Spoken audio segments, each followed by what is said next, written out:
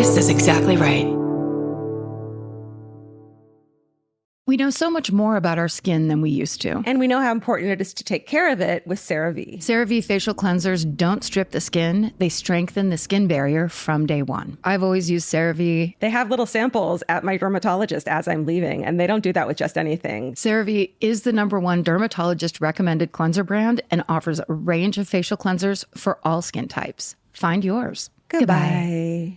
Capture your favorite summer feeling with Pandora Jewelry. Discover a collection inspired by the sunshine, freedom, and moments that make the season unforgettable. From sun-kissed metals to personalized pieces ready to be engraved with your summer mantra. Each design moves with you from beach days to golden nights and every memory in between. Shop Pandora Jewelry's new summer collection in-store or online at pandora.net and let your summer unfold. Goodbye. Summer is for adventures, road trips, and adding a whole lot of miles to your car. That's why it's worth stopping at Valvoline Instant Oil Change first. Their trained techs help you get road trip ready with an oil change and an 18-point maintenance check included with every oil change, checking your tire pressure, wipers, lights, and more. Valvoline Instant Oil Change techs complete over 270 hours of training, so your car's in capable hands. Best part? You can stay in your car and you're in and out in about 15 minutes. Valvoline Instant Oil Change. Change wisely. Goodbye.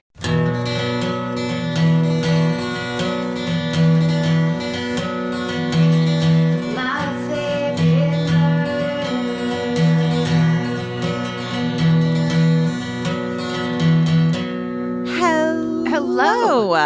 And welcome To Rewind with Karen and Georgia. It's Wednesday, and that means we're recapping our old episodes with all new commentary and updates and insights. Today, we're looking back on episode 80. That's a great number, which we named, you're not going to believe this, Live at the Ram's Head Live. That can't be right.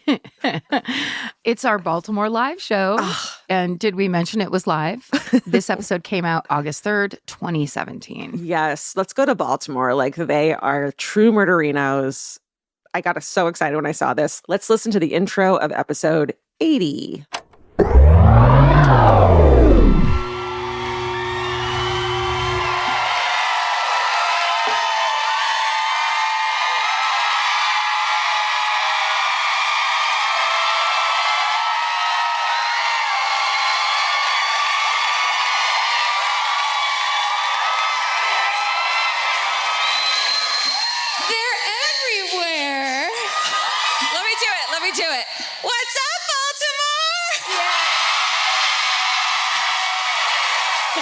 I almost forgot. You have to do it in your real voice, though. I don't know what my real voice is. You can do it. What's up, Baltimore? Yeah, there it is. There she is. I don't know. That scares me. Hey, we're at a bar and grill. What's up? Hi. You guys are up in the We Are the Part of the Rhythm Nation Janet Jackson section. That's rad. This is fucking MTV's The Grind, am I right? Sure. Is this where they filmed it? Yeah, this is it. This is it. Oh, thank you so much. Whenever the bar is this close to the stage, it's always a fun show. So we're excited. Hi, this is my favorite murder. That's Karen. I'm Georgia. Hi. Get it out of the way. Thank you. I'm a year older. I'm much wiser. Thank you. Someone already said it. Thank you. It's too late. Your moment's over. They already had it. We have a special bond. You're merely redundant. I'm so much wiser now. Wouldn't you say, Georgia? Oh my God, on the way over here, on the drive here from DC, I was like, Jesus, she's so much smarter and wiser. She just kept giving Vince and I marriage advice, and we were like, better when we got here. Right? Yeah. Right? Yeah. We were about to divorce, and then Karen was like, boop, boop, bop, laid it down. Do that, and we're like, all right. Do you want to see the thing that I was doing? Because we had to travel on my actual birthday. So then when we got out of the car in front of the hotel, we were in DC yesterday. I get out of the car, and just for Georgia, I just went up to her and went, I'm 47. That's as high as I can kick my leg. I had to kind of go back a little bit to get it up at all. I was waiting for you to when I was like, kid was like, kick, and my And there was no room, and I fucking flew backwards and landed on my ass. It was so embarrassing. And then when we got on the plane, I found Karen's seat, and I went over to you. I think the woman was sitting there next to you already, and I did a fucking I just... Do it. Do the full dance. My what? Do the full dance of what you did. Oh, okay. I just started going. While you sang. Did I sing Happy Birthday? Happy fucking birthday. Yeah, that's right. Happy birthday. That's right. Well, I'm positive she was a multimillionaire, middle-aged Asian woman that was sitting next to me. It was just like...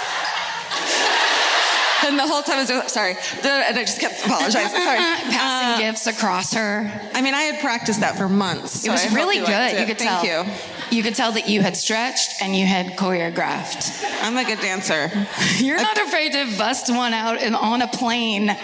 Oh my God, no. I have no couth on a plane. Let's see, what else? What else can we tell you about, you love guys? your hotel room.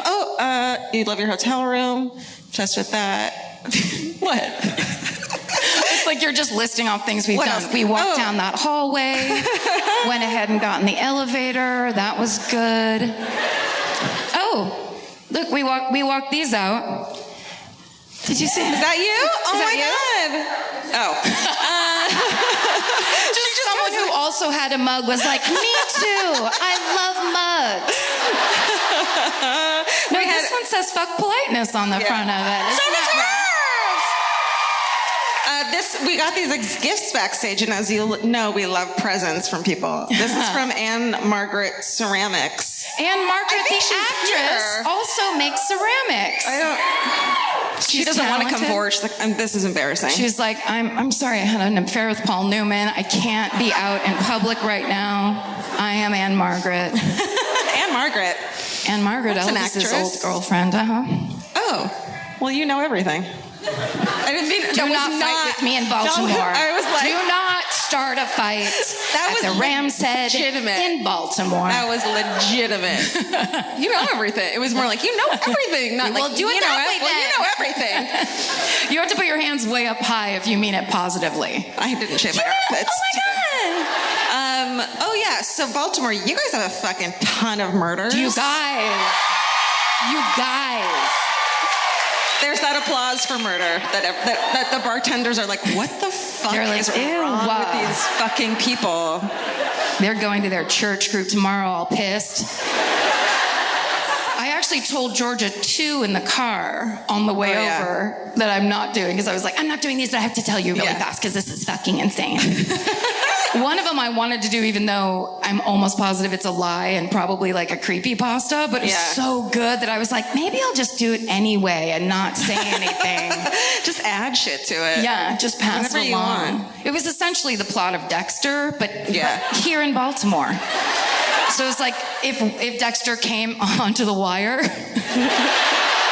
And there was one article about it. Yeah. And it was like, here it is. One reporter caught it. Yeah. And then the other one was horrifying too. Yeah. That was fun. And then I told you one that I didn't do too. Yes, that's right. You guys had so many. We were like, and they all were so horrifying. And we were makes it sound like it was the longest Uber ride ever. It really wasn't that far. We had time to tell all kinds of stories. We did. And we haven't found a White Castle yet. But we found an Arby's, and that was a mistake today. So, Vince likes Arby's. Vince. Yeah. He was driving, so it was his pick. He was. Can everyone give it up for Steven right now? Steven! Thank you. He's not here. He's not here. Sorry. We're not trying to trick you. He's going to listen to this tonight, after the show. He listens to every show. It's pretty fucking sweet. Yeah. He was watching my cats, which is so great. And he sends me all these photos and like videos, and I can, you know how you know your cat's expressions and like what it means? And I was like, they are so annoyed with him. He doesn't know it, but he was just like, Mimi, Mimi, Mimi, Mimi, Mimi. And she was just like, no, like, can you fucking leave me alone? And so I was like worried that my dad, who like doesn't like cats, is staying there the rest of the weekend. And then I'm like, they're going to be so glad that this guy just leaves them alone the whole weekend. So, I mean, win-win. What if we go back and Steven just has an eye patch and he doesn't really say anything about it? No, I like it like this. I didn't even like my right eye. It's fine. Mimi was right. You can have an eye patch and a mustache. Or I guess you can. I guess you can. Yeah, you have to have a mustache with an eye patch. Yeah, and then you get a poet shirt and you're a pirate and everything's fucking rad. Yes, it's all cool. Yeah. Should we sit down? No. You don't decide. You have to show everybody your dress. Oh, yeah. God, I always forget this. What's it called again? Sophisticated something. We checked the tag in her dress last night. Because I was like, it's called The Sophisticated Miss. Yeah. Is the brand of that dress. That's what the commercial does. Yay! Sophisticated Miss! This season, the Sophisticated Miss is going to talk about murders. It's the perfect dress. Thank you. And then you. Oh, this old thing?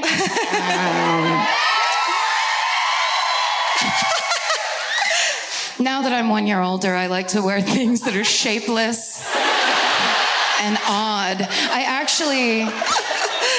This was truly the dress that I went into a store and I was like, and then ran away and put it on there. I was like, man, this is not doing me any favors, but whatever, we have to go on the road. But I was going to buy a dress at Nordstrom's the day before we left, purely because it had pockets. That's the only reason I wanted to buy it. But I was looking at it, and it was black, but it had this weird high neck. It was almost like a mock turtleneck dress. Like a Puritan? With this flap over the side. I was like, I will look like an evil dentist if I wear this dress. I can't. Why don't I get to have anything? However, pockets. I went to a vintage shop today in your town, which is my fucking thing when I get into town. I'm like, vintage shop and Yelp, and there was one not far, so we walked over, and I bought something only because I felt bad for the owner. For the store? Yeah, not for the store. It was fine, but it just wasn't my style. But the owner was so... the kind of this would look good on you, and you pick up one thing and look at it, and they're like, you like 70s? And she was just so earnest and meant it. So I bought 2 things. I spend a lot of money all the time. Good. And I have a very full closet. Because you pity people. Yeah. What a dick. Do you have anything for a sophisticated miss in here? But I bought a new house dress, so we're all good. Oh, nice. Yeah, oh, good. Fucking flowy as shit. Don't let me catch you. I know. Let's see what else, everybody. That's been our show. Oh, someone brought me happy birthday balloons last night. Yeah, none of you did. So. They were on stage with us. Yeah, we brought them on stage, which the Union Theater stagehands did not like. They were just like, what if they get away? And we were just like, well. And then when Vince brought out the birthday donut candle situation, they were like, well, we'll follow you out with the fire extinguisher. It was one candle. I'm not fucking making this up. Yeah.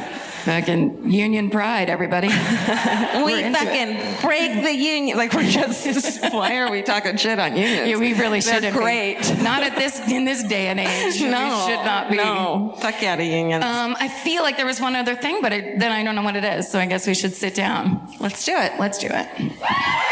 Yeah. Thank you. Oh. I feel like this? Yeah, on it. I got a text today from, the ACLU being like, Tuesday, California has this voter thing. Don't vote for this thing because it's shitty. And it's fake. So the cops won't face any, what is it called? Charges for anything. Don't vote for it. And I wrote back okay. And then I wrote, fight the power. And the guy wrote me back and he's like, all right. And had a little thing on him. And I was like, fuck yeah. It's like a real person. That's modern day activism. Just email your passion around to strangers. It's going straight to the LAPD and they're putting your name in a file. Look who's trying to fight the power. Did you? Oh, this is my Rocky towel for when we're done. I could wrap it around my neck. Throw it. I don't know what to do with it. I'm 47. Happy fucking birthday. That was it. Happy fucking birthday. Okay. This is what it's going to be like the whole time. I'm not sure if you know that or not. Is anyone unsure of how this goes? You are? So are we. I feel like these poor people over here are like, they're on like a... Oh my God. You know what's weird? They paid $500 a seat over there. Why would you do that? It's like a Universal Studios ride where you get put into... I know. Are you guys cordoned off? Are those the punk rock people that just go fucking nuts? Oh, they're just like... Let's sit here and only tell them the story. Wouldn't that be fun? Sorry, everyone else. Sorry, the Rhythm Nation. Let's get it together another time. Dun, dun, dun, dun. I'm trying not to look at this so I don't know who your murder is, even though I know you don't care, but I care. Just don't look at it then. I'm trying. But I'm so nosy. And we're back. I'm so sad we're not in a bar right now. A fucking cool ass bar. I mean, and a bar with like catwalks and fire escapes all around. It's so weird because I guess like if you've never been to a live show, we try really hard to do beautiful old haunted looking theaters. That's like what works best for us. But this like first tour, we just found ourselves in this bar, which was great. I'm not talking shit on it at all. It was like so funny. It was amazing. It was just so different from what we... It was really different. And it was also the kind of thing where it's like size-wise, I think it was perfect. I think everything about it was perfect. But literally it was like being in a Jen Jackson video. There was no other way to describe it. And like you normally can't see people ordering drinks at the bar or hear them. Like that just like isn't inducive to like people talking at the bar, pretending they're not there for that. And then also like, like Bud Light flags and just like all the merch and it was nuts. It was fun and silly. And I think too, because like, I feel like you've probably like performed in places like that a lot as it's a comedy place, but I had never done comedy. So everywhere I've done has kind of been like specifically for a show. Yeah, nice theaters. Nice theaters. I got real lucky. I mean, even the bars in LA that I did like storytelling and stuff at were nice, like the Virgil and stuff were... Yeah. Well, they were set up for a show. Yeah, you had a nice stage and exactly. So that was really fun. I don't know if you remember, but like the energy in that room was so electric and so kind of like we were in it. So it made everything kind of click along and like from my experiential memory, I was just like loved it the entire time. I was kind of waiting to see if some crazy thing would happen because there was people standing everywhere. Like someone throwing a bottle at you. We're surrounded.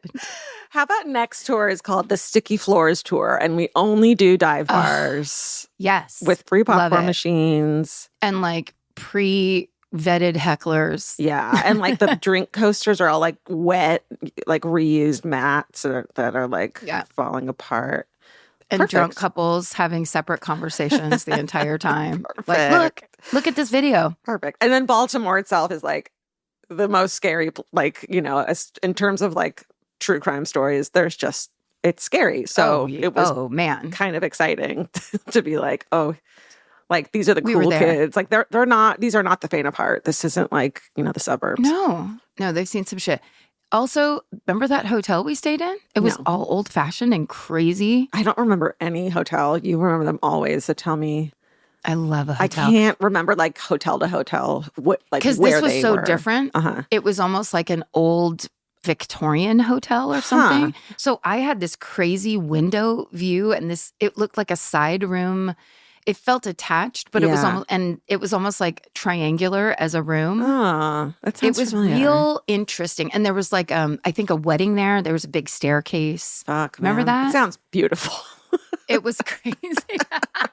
It's really 2017. Nice. I don't remember this, like the hotels we stayed in this last fucking tour. I know. So there's just no, I mean, I love hotels, but like my brain is like, can only hold so much information, and hotel I know. Cities are the shit I hold on to and the shit I do not remember is pretty disturbing. Anyway, let's see. Anyhow, we had some Arby's on this one. We were trying to get White Castle. We were trying to really test out the deliciousness, and we couldn't get our hands on it. I missed that this time around touring, because this tour and every other tour we drove from city to city. So we got to go to a lot of like local eateries, let's say like Cracker Barrel. And we did a lot of, there's nothing but fast food. I guess we have to eat it. I guess we have to have Taco Bell. We have to have Arby's. But this time we were stayed in cities. So it's kind of like you can have one, like we do like one night of fast food. Yeah. And then but we're trying to stay in places where you're like, oh, you could have a nice juice if you wanted to. You can't say it wasn't available. You can make any choice you want. Totally. And look at you. Look what you fucking did. And look what you did. Look at you. I remember this was the Arby's where they had the like meat-tacular sandwich that was just like 18 layers of different kinds of meat. Remember? Yeah. Because we Meat-nado, like the meat tornado. Yes. Yeah, we walked in. We were in there, standing there, looking at that thing and being like, we got to get it. I was so constipated already. I was like, I cannot eat any of this. I can't suffer through a meat-nado at this point in time. I can't do this. All right, should we get into this? Yeah. Oh. So this is Georgia covering the story of Joe Palczynski. We know so much more about our skin than we used to. 10 years ago, no one in America knew what a skin barrier was. It's time to take care of your skin with CeraVe. CeraVe facial cleansers don't strip the skin. They strengthen the skin barrier from day one. Formulated with 3 essential ceramides, hyaluronic acid, and niacinamide to provide long-lasting hydration and 12-hour oil control. I've been using CeraVe for over a decade, I would think. And now it's getting super trendy. And I don't know why, it just makes me proud that something I've used for so long is like cool on socials now. But it really does work. And that's why it's been around so long. No matter your skin type or concern, CeraVe has facial cleansers perfect for you and your skin barrier. CeraVe is the #1 dermatologist recommended cleanser brand and offers a range of facial cleansers for all skin types. Find yours. Goodbye. The future has an annoying habit of always showing up. That's why now is a great time to start planning ahead. Enter Acorns. Acorns is a smart way to give your money a chance to grow. You can sign up in minutes and start automatically investing, even if it's your spare change. The Acorns potential screen shows you the power of compounding and how your money could grow over time. You can quickly adjust how much you're investing every day, week, or month to make sure you're always building towards your goals. Whether you're just starting out or thinking about settling down, Acorns supports your big and small goals across every stage of life. Sign up now and Acorns will boost your new account with a $5 bonus investment. Join the over 14 million all-time customers who have already saved and invested over $27 billion with Acorns. Head to acorns.com/MFM or download the Acorns app to get started. Paid non-client endorsement. Compensation provides incentive to positively promote Acorns. Tier 2 compensation provided. Potential subject to various factors such as customers' accounts, age, and investment settings. Does not include Acorns fees. Results do not predict or represent the performance of any Acorns portfolio. Investment results will vary. Investing involves risk. Acorns Advisors, LLC, an SEC registered investment advisor. View important disclosures at acorns.com/MFM. Goodbye. Summer means a whole new world for your feet. They're walking more, sweating more, and going barefoot all day long. For summer feet that need real comfort, there's Bombas. Bombas has a whole line of sport-specific socks for golf, yoga, the gym, and every kind of runner. They also make soft, supportive compression socks that are especially great for summer travel. Bombas sandals and slides are made from super lightweight, cushy, waterproof EVA foam, so they feel incredibly comfortable. And the best part? For every item you buy, Bombas donates an essential clothing item to someone facing housing insecurity, with over 200 million donations and counting. I wore my Bombas compression socks on the plane ride to and from Italy. And listen, I'm a girl of a certain age at this point. It needs to be done. And I felt so comfy and so secure with my cute little Bombas socks. So head over to bombas.com/MFM and use code MFM for 20% off your first purchase. That's BOMBAS.com/MFM, code MFM at checkout. Goodbye. Hi, you guys. All right. Fucking Baltimore. Jesus. I know it's Bodymore. And then I was like, that's so clumsy. And then I saw Bodymore Murderland today. And I was like, yes! That is better. Murderland? Yeah. I like it. It all came together for you? Yeah, I was like, when that's you got the Murderland part? Yeah. Yeah. Okay, this is the killing spree of Joe Palczynski. Oh, yeah. Phew, you never know. Yeah. How everyone's gonna... You know this one? Did you see this one? I saw it a little bit. Oh, never but mind. Don't go into it. Okay. Don't be disappointed. I'm going to be an active listener. Okay. So Joe Palczynski, born what? Why are you laughing at me? November 11th, 68. I have an eye patch now. Ow! A little too far. I literally pluck your eyeball, or your eyebrow out. My eyebrow. You can take the eyeball, not the eyebrow. You'll look weird without an eyebrow. Mm-hmm. So I can always get an eyeball.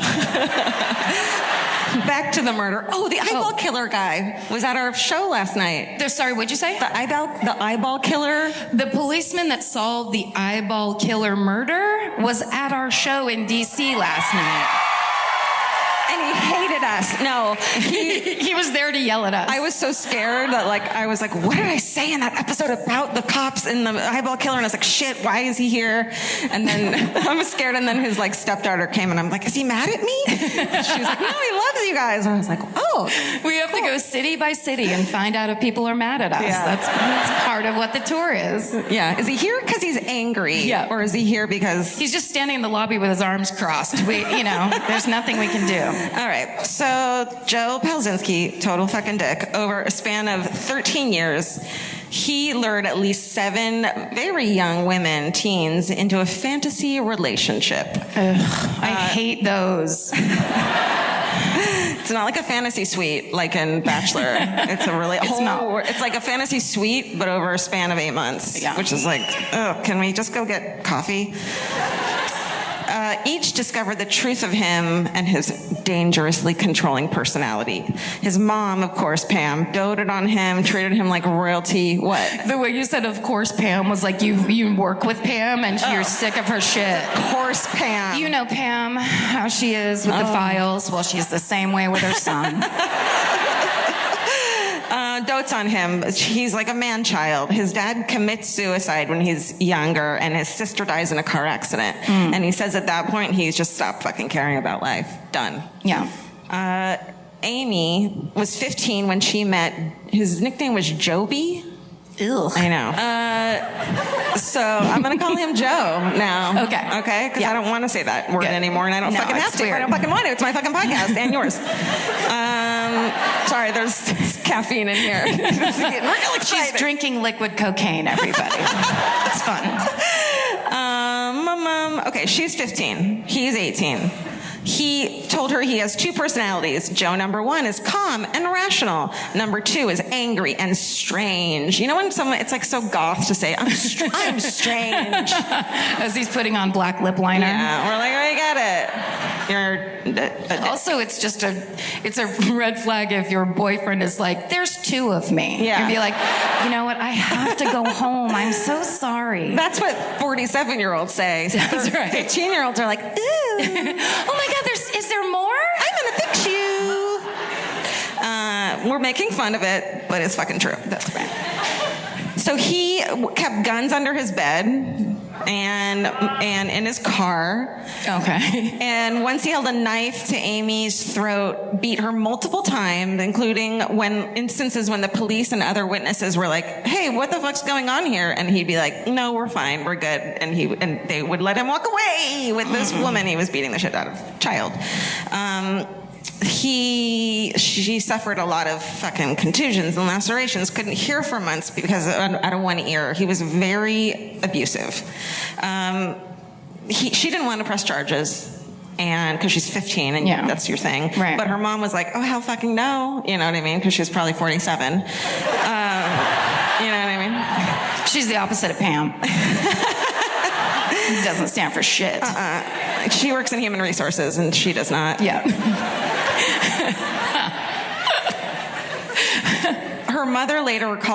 Amy's mother later recalls getting a phone call from Pam, who's like, and this is a pattern she comes up with, is begging not to press charges against her son. I'm so sorry, he's going to get help. He just needs some, and he's had a hard childhood. And Amy's mom is like, go fuck yourself again. And she said, he's going to kill somebody someday. Yeah. He pleads not. That's called foreshadowing, by the way. If anybody's but he never did. No, he never killed anyone. What? Yeah. This is a story about somebody else. Oh shit. Oh, this is for my other podcast. He pleads not guilty by reason of insanity. A psychiatrist found him competent to stand trial, and he's sentenced to 4 years in prison in Hagerstown. It doesn't sound like anything when you do that. I know. Yeah. Oh, okay. Got it. Mm-hmm. We're a little hurt from last night in DC. We had a lot of those names are hard, and we just every name was different than how it was spelled, and it was like 3 times as many as you, and they all were yelling the same thing. But this is intimate. Okay. He serves 2 years, including time for an attempted escape. He's getting counseling. He's described as having deliberately dangerous fantasies, consistent with his identity that he thinks as like a Rambo hero. He thinks he is. And when he would like have girls page him, he'd say like, or he'd page girls, he'd be like, you know, it's me when I page you 007. You know what I mean? I hope he gets sued for that. Sorry, that's copyright infringement. You're not allowed to. No. What year was this? So this is all around the early 90s. I wanted it to be now. He's such a loser. He has a pager. Look, you can page me. Yeah. Just do a 007.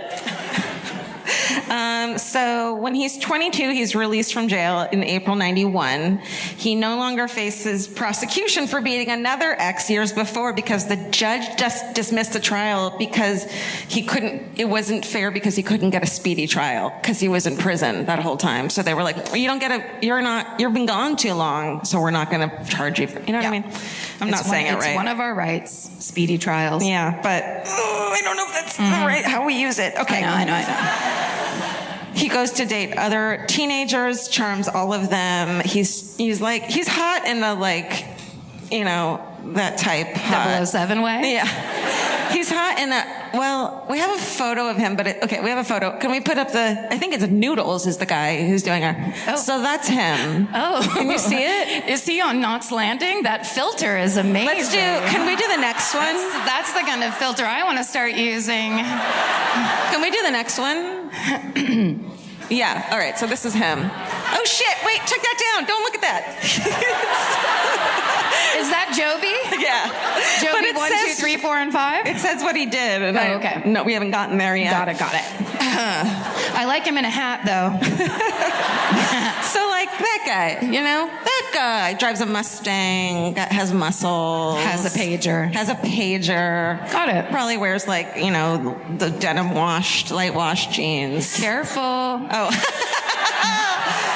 But in the 90s, so it's not ironic. Charms the shit out of them, and then he goes on to physically and sexually attack them for various infractions. He gave one girl a black eye and threatened her with a razor blade because he found birth control pills in her bedroom and was like, you can't fucking take these. Super controlling, abusive, typical. And he's trying to get her pregnant? He's like, you can't, he's just controlling in a way. Okay. And Wow. Yeah, it's really classic abusive. Classic Joby.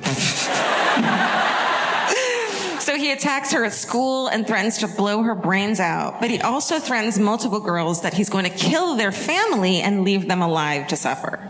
So he thinks that he can make a girlfriend come back to him or drop charges if she's terrified what would happen if he didn't. So just fucking intimidating these girls and their families. Assault and battery. Let's see, standoff in 92, that lasted 16 hours with the cops. And then, what?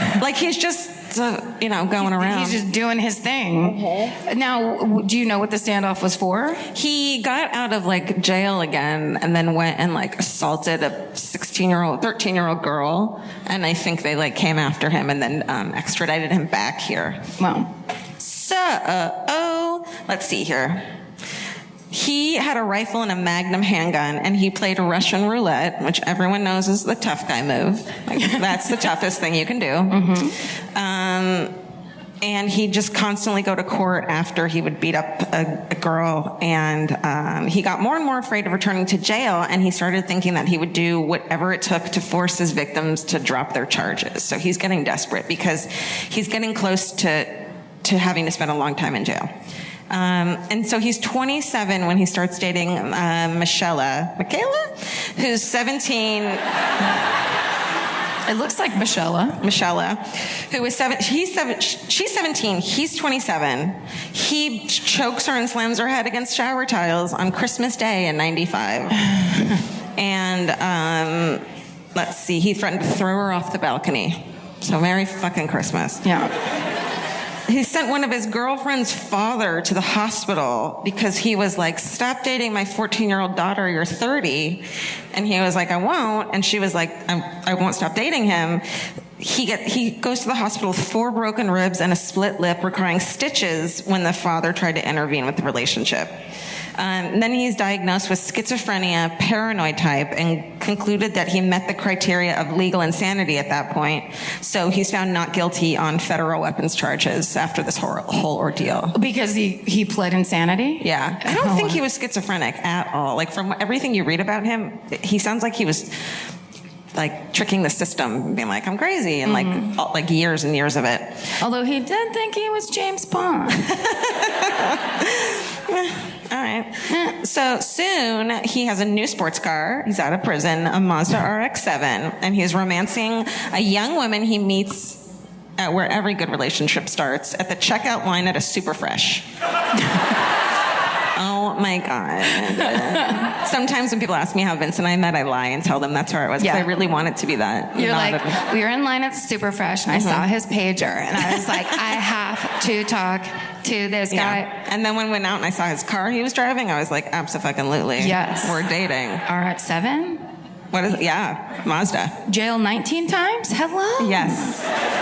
But then he'd say to the girls, like, yes, I was in prison, and yes, these things happened, but my ex-girlfriend, she manipulated me. She lied about me beating her up. She lied. I cheated on her, and so she got pissed at me and made all these, and none of it was real. And the girls were all like, oh my God, I'm going to help him. He's right. And like, we fucking did everything for him. But they were all under 18, except Tracy Whitehead is 20. So that's who he meets in line. So Tracy is still fighting an addiction to heroin when she meets Joe, and she's also working to get her kid back, who she had at 15 and is staying with her parents while she's kicking heroin. But before long, with Joe's charming help, she'd been drug-free for a year, and he would take them on outings and, just seemed like a good guy who like wanted to marry her, and they moved in together. But sometimes he would spit on her, douse her. I'm sorry, could we pause for a second? So what occasion? Like, would he wait till Christmas came around again, or? I mean, I gleek on Vince sometimes on accident, not on purpose. I get excited when I tell stories and spit stuff. Yeah, spittle. Yeah, but not like that. No. Spit on her, douse her with soda, give her a black eye and a split lip. And once, when she had slipped back into drugs, he knocked her unconscious. A few times he threatened that if she left him, he would kill her whole family, leave her alive to suffer. So she had just been promoted, like she's getting her life back together. She just promoted to assistant manager at her job, and she'd been drug-free for a year and a half, which Joe took all the credit for. Sure. And she could finally afford to live on her own, and she knew she had to leave this abusive relationship. So she saved up some money, found an apartment, was ready to move in and leave him, but the apartment wouldn't be ready for a week. Jesus. It's like, this is exactly what Big Little Lies, this is like the plot of it. Oh, is it? Kind of. No, I mean, there's one, yes. Yes. So she has him arrested for beating her at one point, and another assault conviction would violate his probation and send him to jail for 10 years, and he felt he had nothing left to lose at that point. Yeah, that's good. Never a good feeling. She found her new place, and she couldn't move in, so her really sweet manager, 50-year-old Gloria Schenk, who had also been in a bad relationship in the past, was like, come stay with myself and my husband, we'll take care of you shouldn't stay there.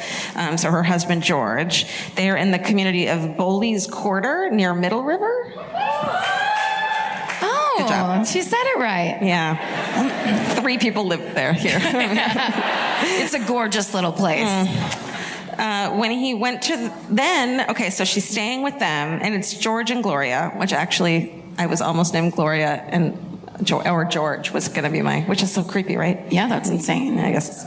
So they're all at home, the three of them. They're watching, Walker, Texas Ranger. Why is that the saddest part of this whole story? I was editing this and I was like, leave that in for Karen. Like, I knew you'd want to hear it. Joe breaks into the house. There's an unlocked back door. Lock your fucking door. He gets in the house and he has his gun, and he has two guns, and he demands Tracy to come with him. And she panics and freezes and like drops to the ground, and then hears a shot and looks up, and he had shot Gloria. Oh my God. Then he shoots George. He killed them both. No way. Yeah. And then he begins his killing spree. He drags her barefoot by the hair into the night. She's screaming. Their neighbor, David Myers, 42, tries to stop them, and he's shot and killed too.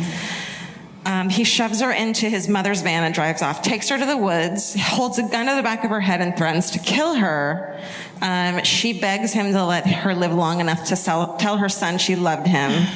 But instead he describes what he's going to do to her, including blow away her arms and legs and keep her alive, like make her live in a wheelchair for the rest of her life. Like, what the fuck, man? He's fucked up. Fucking abusive. He continues to beat her until they find a camper. They go to sleep. In the morning when they wake up, his anger's gone. It was like he was one of those people that like the next minute he could be like, "Can I make you dinner?" You know what I mean? I didn't make that up. That was really in it. And so he's not mad anymore. He wakes up. He makes a little bed under a tree, and she's like, "Let's pray and ask God to forgive you for what you've done." And he promises. He prays and he starts crying. And he said, "I brought a ring. I want to propose to you." Joby? Not now.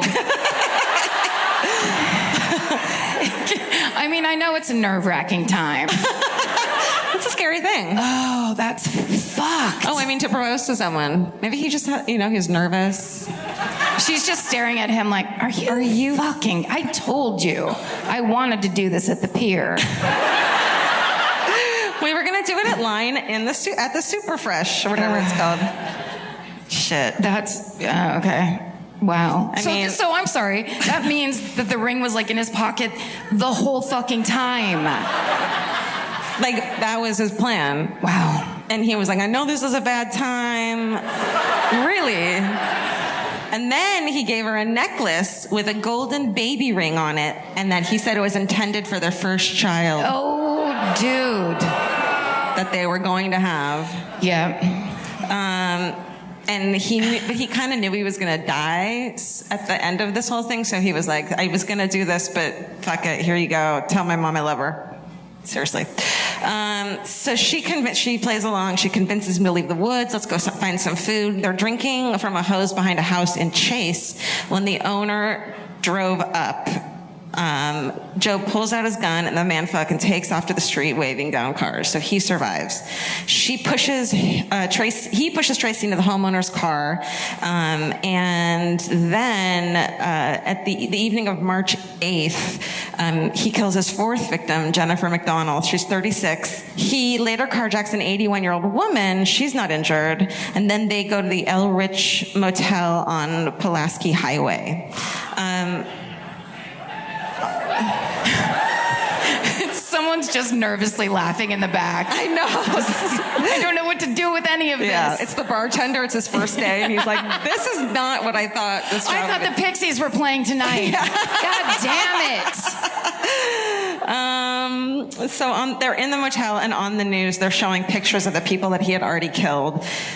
Tracy's crying. He's freaking out. He says, "We got to get out of here. I left the guns in the car," he realizes.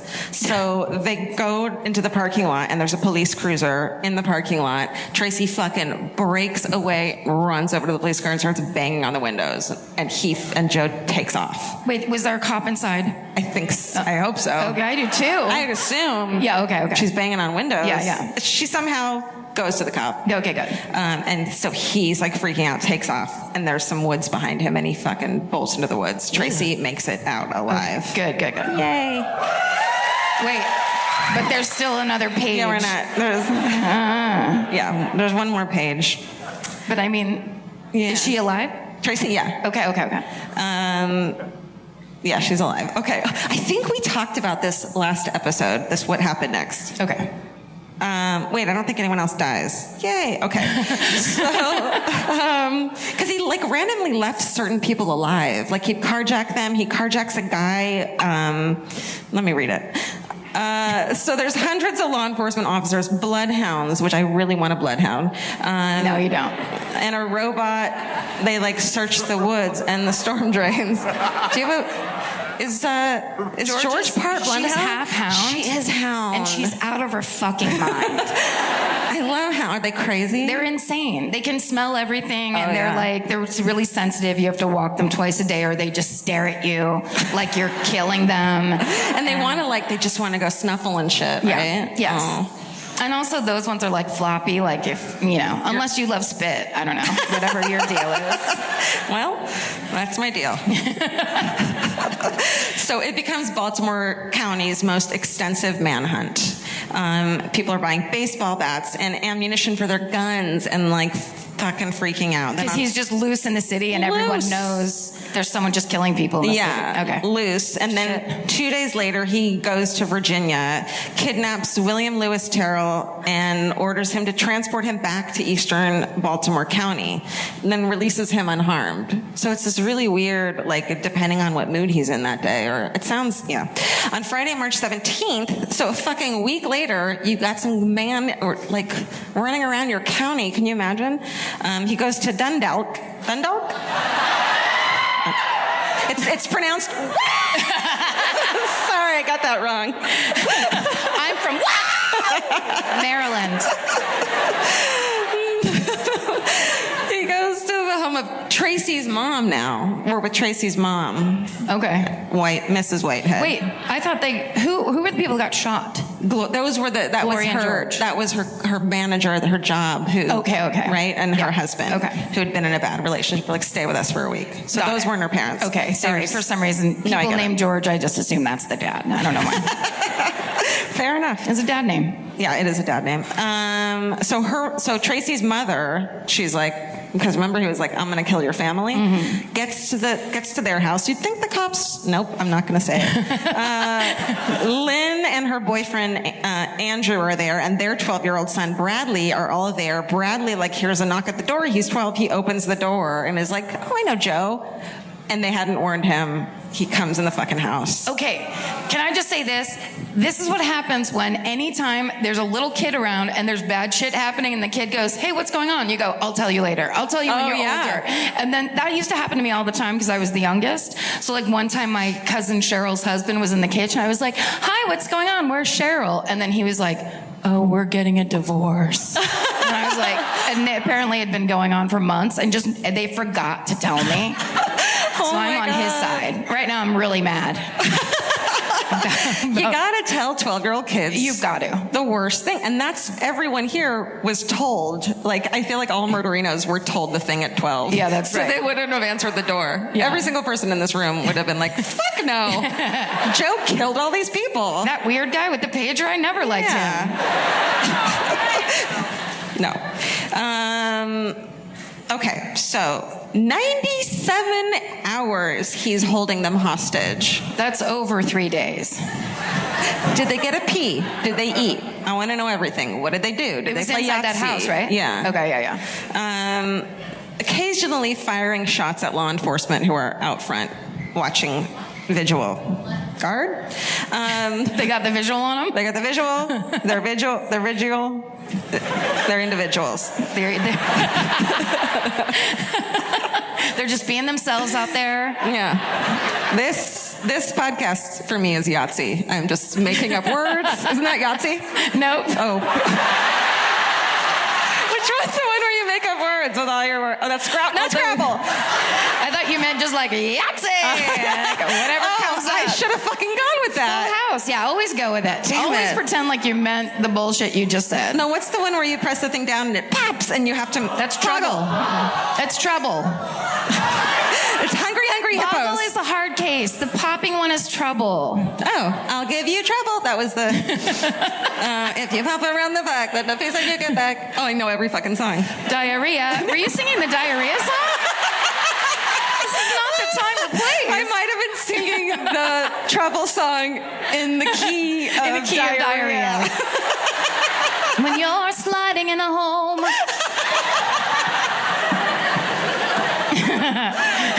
Again, bartenders are quitting in mass. They're just clocking the fuck out. Walk out. It was garbage.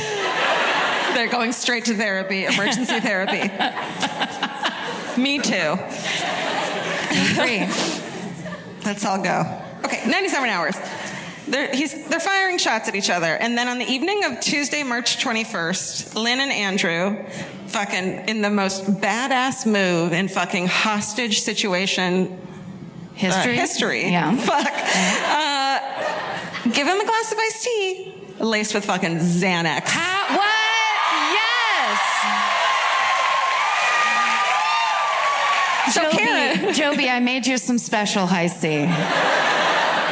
So Karen, you like? I took Xanax one time. You've taken it, right? Wait, what? You've taken it, right? All of a sudden I thought you said, you've done heroin, right? I was like, yeah, wait. Just tell me right now. Tell me in Baltimore. No, the answer is no, everyone. I took Xanax one time with my friend. We took Xanax and we watched the Food Network and drank red wine. Amazing. It was... Sorry, don't do drugs. It was amazing because I had absolutely no feeling about anything at all, which was simultaneously I realized how insane I was, where I was like, oh, I'm worried about many things all the time. This is usually your brain. Yes, but then also that like calm waters, that's not for me either. Why? No, thank you. Yeah. I need a little fretting. Everyone needs a little crazy. Yes. Little bananas. Like when you don't care about anything, I mean, yeah. Then you become Pam in HR. Yeah, that's right. Oh shit! Well, I'll get it later. It doesn't matter. Xanax. Yeah, the first time I took it, I was like on a way to a thing, and I was really nervous. And my friend who was driving me was like, "Can you shut up?" and like gave me one. and you know how I am in a car. I'm a fucking lunatic, stressed out asshole. I scream at everyone. Not out like they don't hear me. I just scream in the car. And I was in the car driving with her, and then I was like, "Traffic's cool because you could just like see everyone and see what they're doing." And then I was like, "Oh my god, I have bad anxiety this whole time." And then I knew. And then I got a prescription.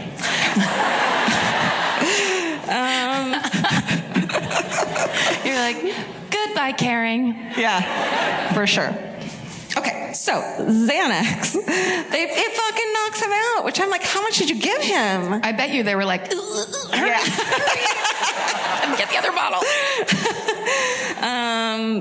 And how much do you think he was mad at her? I'm being sexist when she was like, I got a Xanax prescription. He's like, you don't need that shit. And then she's like, aren't you fucking glad I got a Xanax? Andrew. So then Andrew's like, I'm gonna peace out and get the cops, but he makes a lot of noise tumbling out the window in a panic, and yet it didn't wake Palczynski. Wow. Because he was drugged like a horse. Okay, they leave. They both leave. The parents both leave. And they leave the kid in the kitchen asleep next to Joe. Wait. Were they also on Xanax? They're like, it'll be fine. They also put the kid to sleep. Fun. Didn't we talk about that in last episode about parents leaving their kids behind when they like... Yeah. Oh my... Yeah. I mean, okay, sleeping on the kitchen floor, they get the fuck out. Their reasoning, which I'm sure the cops were like, yeah, fucking right, is that they were like, well, we thought if he'd wake him up, he'd be like, what? Where am I? What's going on? And wake up Joe. Yeah. Because little kids can't fucking wake up silently. That's true. Which is like, I don't believe that. And then they'd kill them all. And it's like, well, let's just kill your kid now. So what are you doing? They thought it was best, so they got out, got the cops. The cops were like, what the fuck? There's a kid alone in there? So they like just were like, fuck it, and burst into the house. Wow. Because they're like, we're not fucking waiting for this, which is awesome. And they say that when they did that, Joe sat up and reached for his weapon, so they shot him 27 times. Oh my.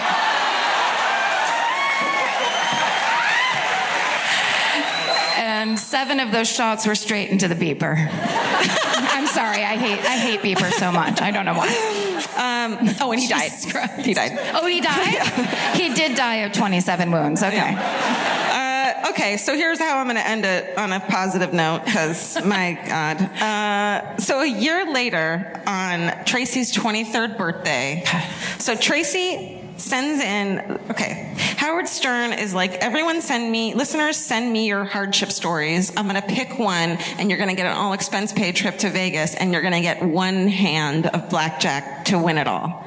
Like, I'm going to give you this much money to put on blackjack, and here's how much you can win. I don't remember how much it was. Yeah. And so she sends like, well, here's my fucking story. I win. Yeah. And Howard Stern was like, Wow. Yeah, you fucking win. She got picked? She got picked. He fucking flies her out to Vegas. And I remember this happening because my brother was obsessed with Howard Stern back then, and that's all we would listen to. Yeah. He picks her. She goes there. Single-handed blackjack. She wins $100,000. No! Oh my God! And that's that. And then she turns to the first scumbag she sees. Hey! Let's get married! Oh, you just ruined it. Holy shit. Sorry. No, that's amazing. That was crazy. Yeah. Do you have a picture of her? Oh, we have a picture. Is there a picture? I mean, there's a standoff picture. That's him. He's a dick. There he is. And then that's the standoff. Oh, shit. And then the first photo is Tracy and Joe. Oh, yeah. When they were hugging? Yeah, if you can go to the first photo. He can't go back. I know. He's you like, can't go nope, back. Now you don't get pictures. It's fine. I don't need them. So you can tell we're not used to the visual component of this podcast. It's rusty. It's new and different. So that's Joe Palczynski, the fucking killer. Oh. Wow. Yeah. That's that. All right. I just hit my teeth with the microphone. You did what? Yeah. Oh, thank you. Let's hear it. Thank you. Yeah, that was big. That was a lot. Now I want to get Xanax. All right. Okay, we're back. Are there any updates on this case? There are no updates on this case, but we got a ton of emails from murderinos before and after we covered this, whose hometown this was. And so I found a good one. Let's see. So this person has a couple different contact points with this case. I'm going to read you one, and she says, let's backtrack. Summer 1994, maybe 95. My cousin is 6 months younger than I am, about 100 pounds lighter. She meets this guy at a McDonald's where all the teenage meet cutes happen, and they start, quote, talking. Remember when you were just talking with someone? He's very braggy, a real shit talker. He's a bodybuilder. He drives nice cars, yada, yada, yada. You know the type. In the process of this, 2 crazy things happen. My aunt does a handwriting analysis on this guy and senses he's kind of off. My cousin, being the super slick blood relative of mine that she is, rifles through his wallet while he's doing the handwriting sample. In doing so, she finds multiple identifications with different names in the same photo and figures out he's about 10 years older than he's claiming to be. Ooh. She asks him, who are you really? And his super slick, manipulative asshole reply is, who do you want me to be? Ooh. She's 16. She told him to kick rocks. She stayed sexy and didn't get murdered. Went on to have 6 babies and 4 stepchildren. Mm-hmm. She's really happy in life. Aww. I can't tell if that's sarcastic or not.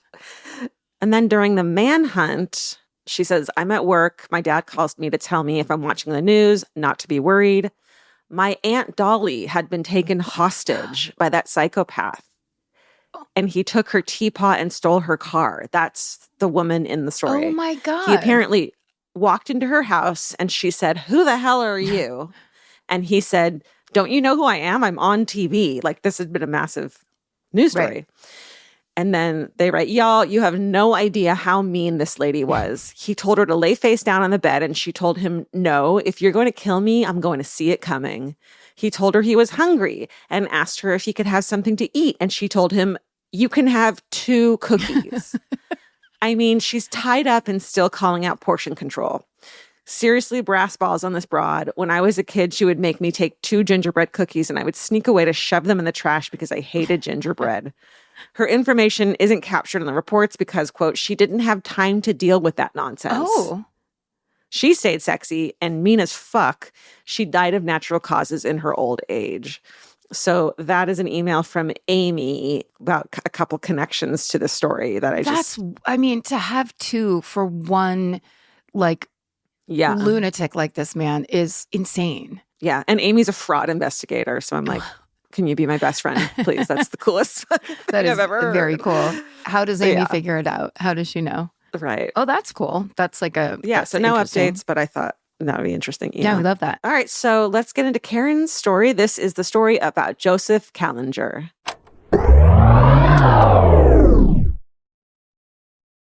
We know so much more about our skin than we used to. 10 years ago, no one in America knew what a skin barrier was. It's time to take care of your skin with CeraVe. CeraVe facial cleansers don't strip the skin. They strengthen the skin barrier from day one. Formulated with 3 essential ceramides, hyaluronic acid, and niacinamide to provide long-lasting hydration and 12-hour oil control. I've been using CeraVe for over a decade, I would think. And now it's getting super trendy. And I don't know why, it just makes me proud that something I've used for so long is cool on socials now. But it really does work. And that's why it's been around so long. No matter your skin type or concern, CeraVe has facial cleansers perfect for you and your skin barrier. CeraVe is the #1 dermatologist recommended cleanser brand and offers a range of facial cleansers for all skin types. Find yours. Goodbye.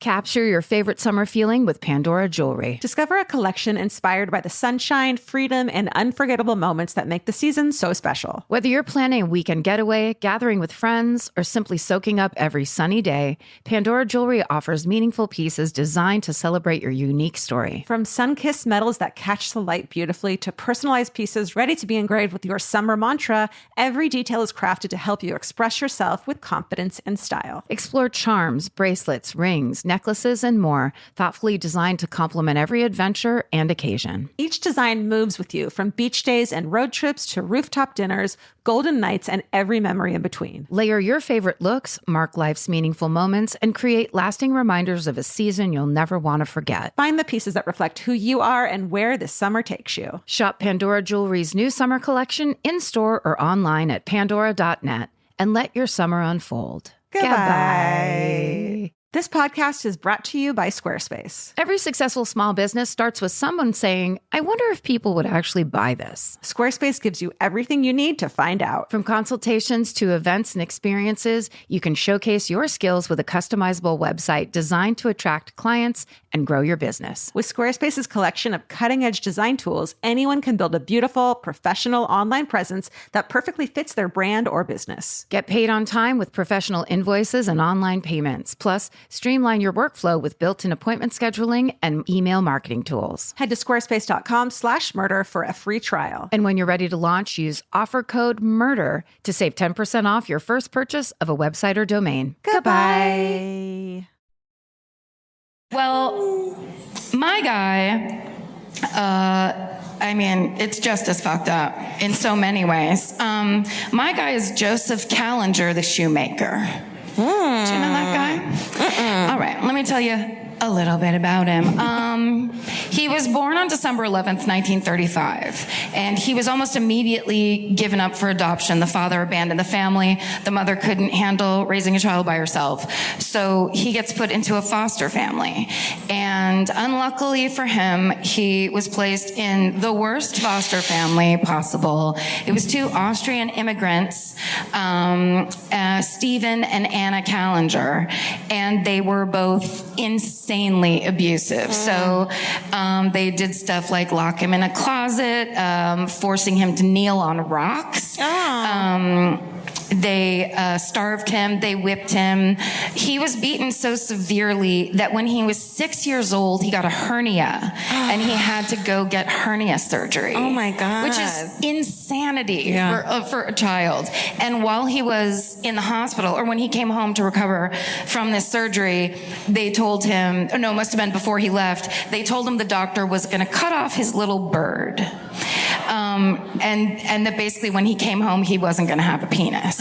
So fun times in the Kallinger household. Oh, no. So he was not on the weekends. He wasn't allowed to play. He wasn't allowed to have friends. He wasn't allowed to go outside. He had to work in the family shoe shop. This was in Philly, where the shoe shop was. So when he was 8 years old, he told his mother that he wanted to go to the zoo on a class trip. So his mother hit him in the head with a hammer. Oh my God. Yeah. On the way home that same year, on the way home from school, he is held at knife point by 3 boys in the neighborhood and molested. Oh, but no. he is so afraid that he's going to get in trouble for not coming straight home after school that he doesn't tell anybody. No, of course not. Poor Right. baby. But can you imagine, like, that's how horrible this family is that a horrible thing happens and he's like, oh no, a way worse thing will happen if I tell my fucking parents. Yeah. So super dark from jump for this guy. When he was 10 years old, he stole money from his parents to bribe neighborhood kids to go to the movies with him. I know. I keep saying, but I have a feeling he ends up killing a lot of people one day. Yeah. I mean, so I don't want to we're painting a picture. Okay. There's a context behind it. Okay. There's reasons for things sometimes. Get it. When his parents caught him stealing money, they burned his fingers on the stove. So that they would burn the demon thief out of the fingers that steal. Ew. Okay. So as a teenager, he starts rebelling, of course, because he's living in hell. He decides at one point that he wants to be a playwright, and somehow he convinces his parents that he should get to be in a play and get to go do theater. So they actually let him do it. And while he's in a play, he ends up meeting a girl named Hilda Bergman. And he's 15 years old, but they start dating. They immediately start having a sexual relationship, and 2 years later, they get married. Wow. So I think he was 17 and she was a little bit younger than him. So they end up having 2 children. Jesus. Yeah, but Hilda leaves him because, of course, he viciously beat her. So she leaves him in 1956. He has a breakdown. He ends up going to a mental hospital. When he gets out in 1958, he almost immediately gets remarried to his second wife, Elizabeth. This was back before Tinder, so he must have been insanely charming. With Elizabeth, he has 5 more children. Wow, dude. And he has taken over the family shoe shop. So the shoe shop is downstairs. They live in a tiny and squalid apartment space above the shoe shop. And he abuses his wife, of course, and his kids in a lot of the same ways that his foster parents abused him. Can we break the cycle? I know, and not this guy. So over the next 10 years, his mental state starts to deteriorate as well. So in 1958, he apparently he owned a building somewhere else in town. He sets the basement of this building on fire and then collects $15,000 in an insurance payout. And he ends up doing that 4 more times over 5 years to this same building. So first he lights the basement on fire. Then he goes ahead and lights the second floor on fire, gets a payout for that. I think he got $11,000 for that. Then by the time he lights the first floor on fire, the insurance company's like, I don't know. This seems... In 1959, he's committed to a mental hospital after attempting suicide. In 1972, he is arrested on child abuse charges because his daughter, who was a teenager, tried to run away from home, and when he caught her, he ended up branding her with an iron. Oh, shit. Yes. And so that daughter, his oldest son, Joe Jr., and their other, I think it's their other daughter, they go to the cops. And they're like, our father is a fucking monster, and he needs to be arrested. Yeah. And they see the wounds. They take the kids, they listen to their testimony, and then they take the kids to the hospital, and they see that all the kids have like a ton of crazy, proof that they've been abused, tons of scars and broken bones that have like reset badly. It's intense. So he is found competent to stand trial, even though he was tested and he only had an IQ of 82. Holy shit. And he was also diagnosed as a paranoid schizophrenic. So he was sentenced to 11 months in prison for the child abuse, but he'd already been held for 7 months. So he was given 4 months probation and released. Oh, no. So in 1973, those 3 children suddenly recant the abuse charges, and they come in and they sign affidavits with the police to say, we lied, it was never true, he never abused us. So from then on, his record is cleared, the charges are dropped, and it's as if it never happened. Oh my God. Yeah. So in 1974, he begins hearing the voice of God speaking to him through what he described as a disembodied head named Charlie. Sure. Right? We've all had that. I mean, I see it right now. Wait, what's he saying? Hey, you're God. Oh. You're God. Yeah. You're God. You're God. What are you going to do with that power? Take a nap. Oh. Really? Because we need a ton of help out here. What Charlie, the disembodied head that was the voice of God, was telling Joseph Kallinger was that he needed to start killing young boys and severing their penises from their bodies. Oh, no. Which, in the book of John, chapter 7, verse 15. Oh, no. Or is it Ecclesiastes that says... So he enlists his 13-year-old son, Michael, to help him out. Oh. He explains what the head was telling him and what the plan is, and Michael's like, sounds great. I'm in. Let's get this done. Oh my God. Can you imagine, if you saw a talking head named Charlie and you were like, that's fine, I'm a little crazy, and then he was like, kill kids and take their penises, and you're like, what the fuck is wrong with you? I'm not that, he didn't have to go along with that part. Yeah. Oh my God. Yeah. This is horrifying. It is. Well, it turns out, I'll give it away a little bit, but it turns out that there's a chemical component to the leather treatment that they used in the shoes, because he was a shoemaker. So he's down in that shoe shop just fucking sucking up those chemicals. It's like eating away his brain, essentially. I was totally thinking that, but then I was like, no, that's the Mad Hatters, because the glue the Hatters used back then. But same diff. Same fucking diff. Same diff. Wow. It's all about ventilation, everybody. Come on. Get a fan. Buy a fucking fan. Open the door when it's nice out. Light a fire. That's what you like to do, Joe. Okay, so it starts to get bad, everybody. Their first victim, they find a 10-year-old boy who's playing by himself at a playground, because it's 1974. Yeah. Can you imagine how bone-chilling it would be today if you drove by a playground and there was just a little boy standing there alone? You would call every authority that you could think of. Yeah. ATF, get down here. Okay, so this boy was named Jose Collazo. And Joseph and Michael lure him into an abandoned factory. And there, they torture him, they sever his genitals, and then strangle him to death. Oh, this isn't pretty. So his next victim is his own son, Joe Jr. The one he conned into... Yes. So Joe Jr., after they reported him, it turns out Joe Jr. gets sent to juvie. And one of the reasons is because they found out that he was gay and he was having an affair with an older man. So they were like, oh yeah, you're a deviant. You're the one that has to go to, kids jail or whatever. When he gets out and comes home, Joe Sr. has taken out a life insurance policy on him. Yeah, always a good sign.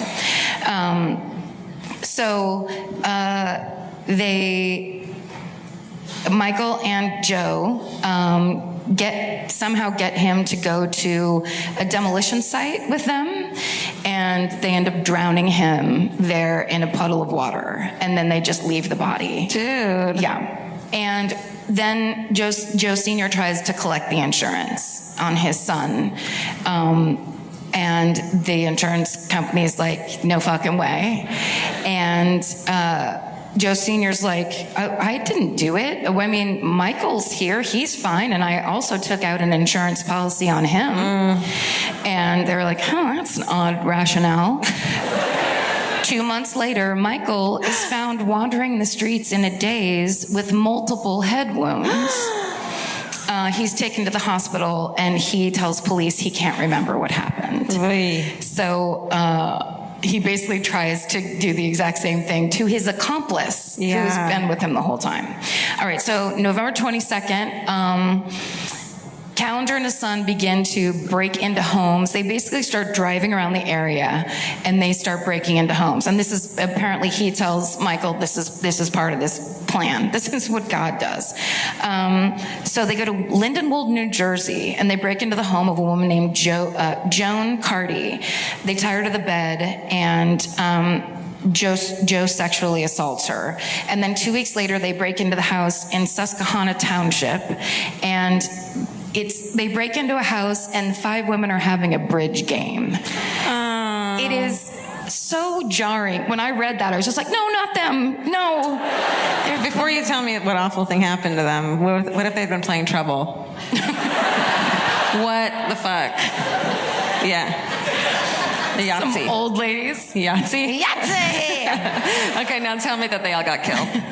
I wanted to say that before I knew you were going to. They didn't. Whew! But they did get tied up, held hostage. They go around the house. They end up collecting $20,000 worth of money, jewelry, whatever, from these ladies. And they also cut one of the women's breasts before they leave. So then, about a week later, they go to Homeland, Maryland. Homeland! And they break into the home of Pamela Jaski, and they hold her captive. They forced her to perform oral sex on Joseph. And then a couple days later, they go and they break into the home of Mary Rudolph, and they do the exact same thing to her. Okay, now, 2 days later, this is January 8th, 1975, they're in Leonia, New Jersey. So what they did was they took the bus into New York City, then they went to Fort Lee, I think they said. Then they just started going to different towns, and they would walk around, Joseph Kallinger and his 13-year-old son. They would walk around these little towns holding hands and cuddling, is what witnesses said. They were super creepy, weird behavior. And they would walk up to people's doors, knock on the door. It was like they were casing the houses. They would knock on a door, and they would say, "Is this where the Joneses live?" And then if they thought a woman was home by herself, they would force their way in. Well, you see a kid, and I that would totally throw me off. Yeah, it's the perfect. Yeah. But at some places, Joe would say that they were salesmen, which is fucking hilarious. Or it's like, I'm a salesman, and this is a junior salesman. We're here to sell you candy. Okay, so they finally end up at the home of Edwina Romaine, and her daughter Dee Dee is there with Dee Dee's 3-year-old son Robert, and her 90-year-old grandmother is Edwina's mother. So what's happened is Edwina's husband, Dee Dee's father, had just had a heart attack, and he's in the hospital. So basically, her 2 younger sisters still live in the house with Edwina, the mom. So Dee Dee's there to help take care of the family, and she sees Robert and Michael Kallinger walking down the street holding hands, being weird. She's like, that's weird. And then she just goes doing laundry, and then they knock on the front door, and they say, is anyone else here? And as she goes to answer, Joseph pulls out a gun, and they force their way in. Wow. They make her strip down, and they make her 3-year-old son strip down. Aww. And they tie them to a bed. Now, while all this has happened, Dee Dee's middle sister, Randy, comes home, and then he does the same thing to her and puts her in a different room. And then their mother and their other sister, Retta, and their sister's boyfriend, Retta's boyfriend, Frank, they all come home. Jesus, he's like... One thing, just the doorbell keeps on ringing. Yeah. they were at the hospital visiting the dad. Right. So they come home, and the same thing happened. They get tied up, stripped and tied up, and they get tape wrapped around their head. And then Joseph and Michael start searching the house for money. Then there's another knock on the door, and it's their neighbor, 21-year-old Maria Fashing, and she's come over because she's the nurse that's hired to take care of the 90-year-old grandmother. So she comes in.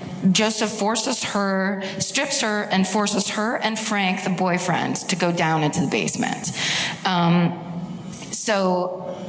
Once they're down there,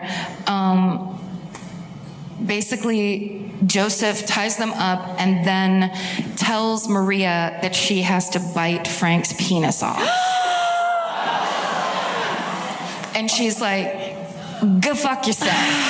What are you talking about? Oh my God. Yeah. And she basically fights him, says fuck off, and he slits her throat. Oh. Yes. My God. So while they're hearing the family upstairs is all tied up, but they're hearing, of course, horrible shit down in the basement. So the mother, Edwina, she basically moves her legs around, gets the things off her, or I don't think she did actually. She was still tied up. She fucking goes out the front door, crawls out the front door and starts screaming. And she makes it to the neighbor's house, and she's screaming, going, they're killing my family, going crazy. And the neighbor's like, what are you talking about? So the neighbor and then she's like, cut this off my legs, this whole weird thing. The lady just leaves her there and goes and calls the police, because she's like, whatever's happening, the police need to be involved with this, because it's insane. Maybe she's making it up. I'm going to leave her out here. I mean, who knows what? She's doing this for attention. Yeah. Her arms are tied behind her back. Yeah. All right, so the cops come and they find everybody, everybody all tied up and everything. They go all around the house, and then they realize that the people who have done this are no longer there, that they've run. So when Edwina got outside and started screaming, Michael heard her and ran down to the basement and said, there's people are going to be coming, we have to go. Yeah. So they run out the back door and they ran to the bus. And as they run to the bus stop, Joseph takes off his bloody shirt and throws it in the garbage, and then they throw their weapons into the bushes. Then they get on a city bus, sit down, topless and sweaty and weird, and there's still blood on you. Yeah, there's definitely blood, and they're just like, okay, all right, now we just killed 3 people. And just an hour and a half, and we'll be home. We'll make a new plan. So. Of course, it's a tiny town. So everybody in town's like, yes, I saw them. Yes, I saw them. Everybody. There's a woman who watched them as they stood near the garbage can, take off the shirt, watch Joseph take his shirt off and throw it away. So she was like, the shirt's right here. Everybody in town's like, the gun's over here. Yeah. So, and they all saw them together being super fucking weird, walking up and down the street all day. So there was tons of witnesses. And basically what happened is there was a laundry tag in that shirt, which is hilarious. There was a laundry tag with the first 3 letters of his last name. Oh my God. So when the cops find that, they see the make, they see the laundry tag, they put it together, they end up going to the dry cleaners, and the dry cleaners are like, oh yeah, that's Joe Kallinger's shirt. He's got the shoe shop down the street. Wow. Yeah. So Joseph and Michael are arrested, and once they're in custody, Joe, now this is another one where I'm pretty sure this guy was schizophrenic, and I'm sure he was insanely fucked up. Yeah. But once he's in police custody, he just turns it up to 25. So he starts telling the police that he's been alive for 1,000 years, and mostly as a butterfly. And sure, dude. Pick something else. That sounds crazy. It also sounds sad. I'm a beautiful butterfly. You're not. Actually, do we have a picture of Joe Kallinger? I think there's... Oh, I want to see I'm this. a butterfly. Oh, no. I'm a beautiful butterfly. Oh, that's not what I was picturing. I was picturing almost like Popeye. I don't know why, but it's Bluto instead. It's totally Bluto. It's Bluto. It really is. Oh, ew. Oh, Joe. Ew. Ew. Can you go go to the next picture? Because it's, I think both of their, and that's his little son, Michael, 13 years old. That's Joe without a beard. I think the beard is better for him. Yeah, I agree. For the face. Yeah. I just want to look at that kid. I had that haircut for sure. Yeah. Little mop top. Yes. Yeah. It's very 80s. If he had hoop earrings, that's me in college.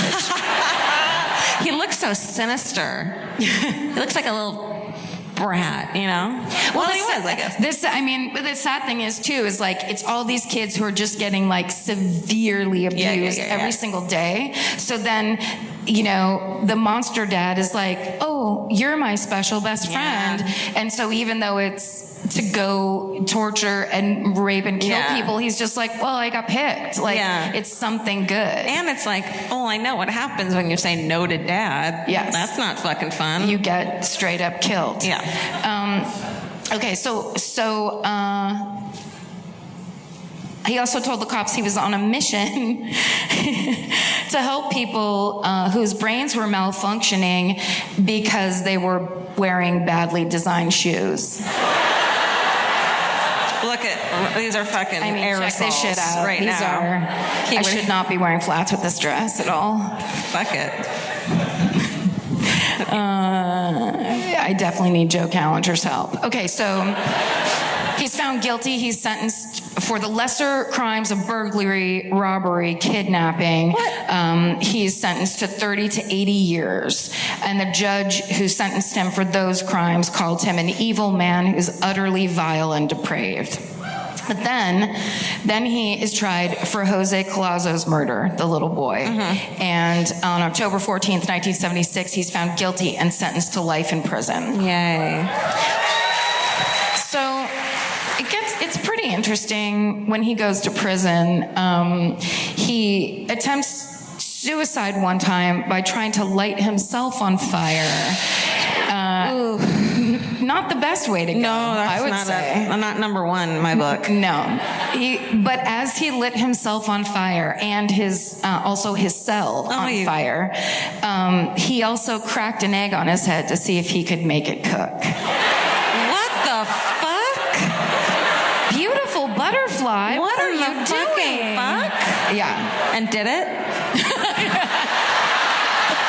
Yeah, he made it. It was Denny's home run special. Some hash browns were in there. And now I'm like, he was a psycho. That's the butterfly thing. Fine, fair. That's just words. Yeah. But now you're getting into cooking. Now you're getting into fucking self-culinary shit. Get out of here. This isn't Chopped. And he also was fighting the jail guards who were trying to save his life as he burned alive. Once they got into his cell, he's like, "Get away from me! I like eggs." Some people theorize that was an attempt to get transferred because he was in the state prison to get transferred into Pennsylvania's Fairview Hospital for the mentally insane. The egg was a nice touch. That's what he was doing. Yeah, right. Yeah, he got there. He's like, eggs are fucking crazy, and you know it. This is insane. Transfer me. Yeah, we eat the embryos of another animal. What? And like, yeah, you're right. Eggs are never mind. Go ahead. He's just a really irritating vegan. It turns out. They have feelings. Get out of here, Joe. So when he's in Fairview, he slashes the throat of a fellow inmate, but that inmate survives, so then they transfer him back to state prison. He chilled out for a little while he was there, but he couldn't handle it. 10 years later in a TV interview, he's transferred back to state prison, and on March, that's the death part. So I'll say this. 10 years after he's in prison, he's in a TV interview, and these are on YouTube. I didn't watch it because he's so fucking creepy. I think that last picture where he's old in jail. That's Michael. That's Michael when he got arrested. Oh, no. But then the next one is old Joe. If you could go to the next one. Look at him. Knock, knock, knock. Hello? Oh, my God. I'm here to sell you this knife.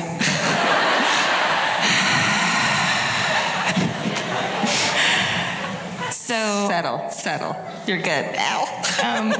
Why am I getting pinched? Stay with me. I always do that if I have something like I'm excited about to tell Georgia. I'm like, And now it was like across the room. You'll just do this at me. Like she's got something to tell me. I can tell because she come over here.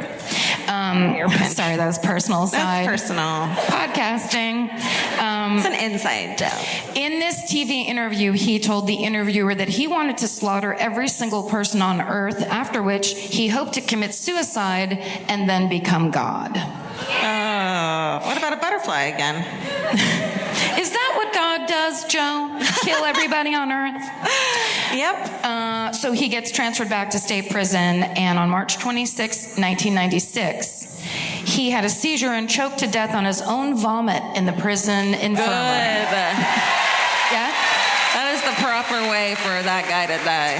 Well, here's what I like about that, if you think about it a little bit. He's in the prison infirmary, which means there are doctors and nurses near, at least within 10 feet of him, and he starts choking on his vomit while he has a seizure, and they're like, let's just see how this plays out. We could tip him onto his side, but he's a huge piece of shit. Yeah. Here's what's kind of interesting as an epilogue to this. Michael was placed on probation until his 25th birthday because once he was in the system, they realized that this monster father was just using and manipulating him in every possible way. Yeah. So they actually changed his name and put him into foster care, and his foster family that he went to protected him. When they tried to call him for one of these, like there was a bunch of what do you call them after the trial, like when they try to, like a parole thing or when he's fighting an appeal. Thank you very much, but please don't heckle. On the appeal, they call the foster family and they were like, he's not going to talk to you. He's not going to talk to anybody. Don't call us anymore. Good. Like, just don't. He's not going back there. And the defense had, that was my big, I did the ending in the middle. Which was Say it again. At the end, the substance was called Tulene, and they were like, they pretty much think that he was just insane, like he's drugs insane. He's fine now? Oh no, not Michael. Sorry, that's the Joseph thing that I said earlier. Got it. We're just stumbling to an ending now. Okay. Well, you can say it again. Yeah. Edit that out, Stephen. Say it a third time. Okay. The end. Thank you. I have to tell you a secret. It's this big secret that I'm keeping from you, which is that he was mostly a Philly murderer.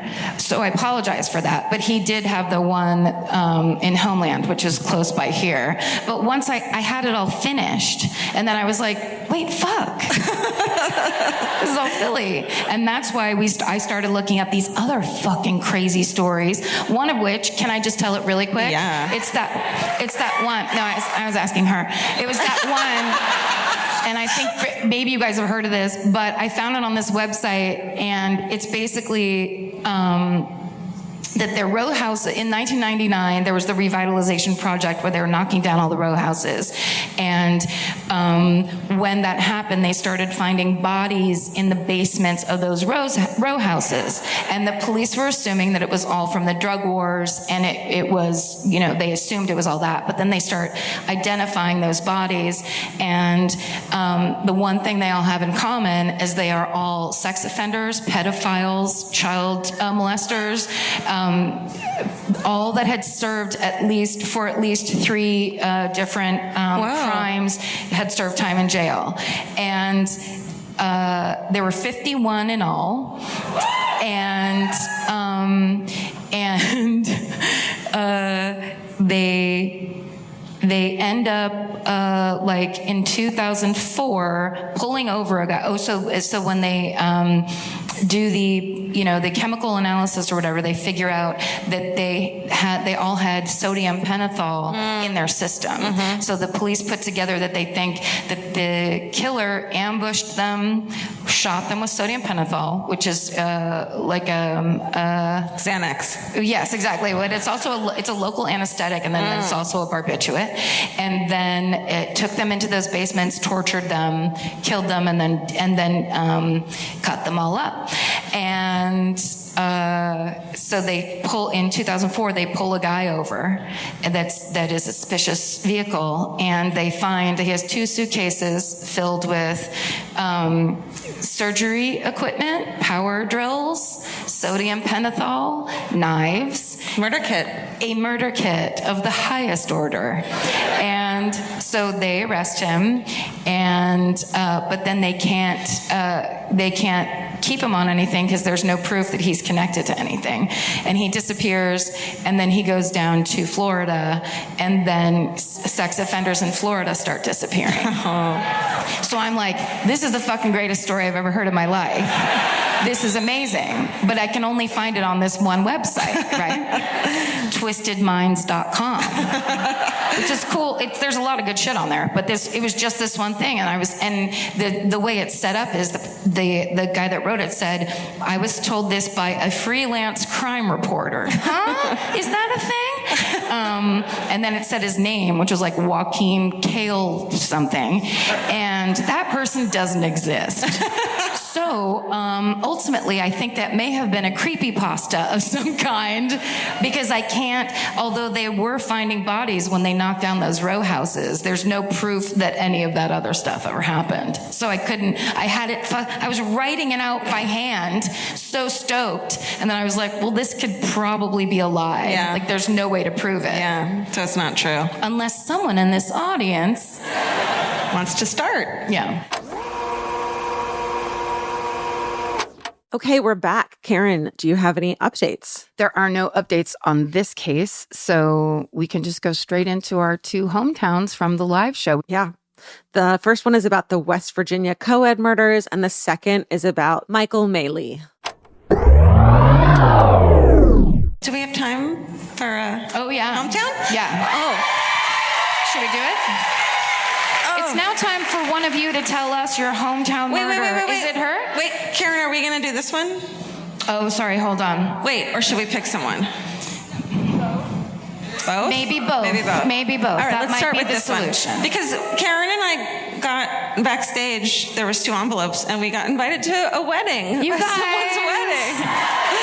And she included, I can hear her freaking out, I think. She included her hometown, and I was like, oh, fuck, let's do this one. So, Grace Douglas, are you here? There she is. Come here. Oh, and she's accessible. I was going to be like, if you're up there, fuck off. Vince is going to walk you up. Here's the thing, though. I'm not going to that wedding. Oh, no. This is a, what's it called? You're like, sorry, but here's a gift. Yeah, but I'm not giving a gift. No, this is it. Oh, this is the gift? Wow. Yeah. Hi, Grace. Hi. How are you? Oh, we have a mic for you. Hi. Thank you for the invite. Let me get you a microphone. Your shirt. Thank you. Oh, here, you get your own microphone. Okay.